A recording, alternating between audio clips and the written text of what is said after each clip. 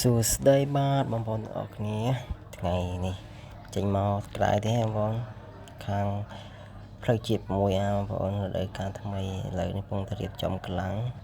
ប្រជុំបុគ្គលិកនិយាយរឿងការងារបន្តិចបន្តួចកុំឲ្យយើងខុសឆ្គងនៅកន្លែងណាមួយចឹងបងប្អូនចឹងថ្ងៃហ្នឹងនៅខាងកែបងប្អូនឥឡូវចេញមកដល់ហាងប៊ូហ្វេបងប្អូនភ្ញៀវចូលមកច្រើនហើយបងប្អូនក្បាលប្លុកហើយមកបដាហើយបងប្អូនអរនេះបុហ្វេមានគ្រប់បងប្អូន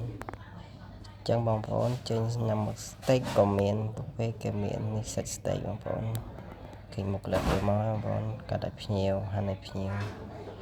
ខាងពេជ្រខាងតកគឺតកចឹងចេញ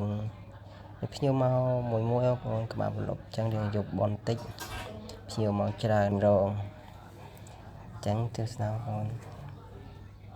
ខាងស្តេកដៃណាបងប្អូននៅខាងផ្លូវជាតិ6Aក្នុងបរិយ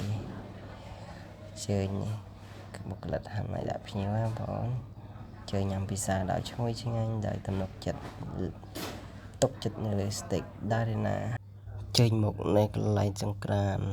អាំងសាច់ខាងស្តេកបងប្អូនហើយនៅខាងក្នុងមានប៊ូហ្វេបងប្អូននេះកន្លែងទេសភាពនៅមុខហាងសូមអរគុណ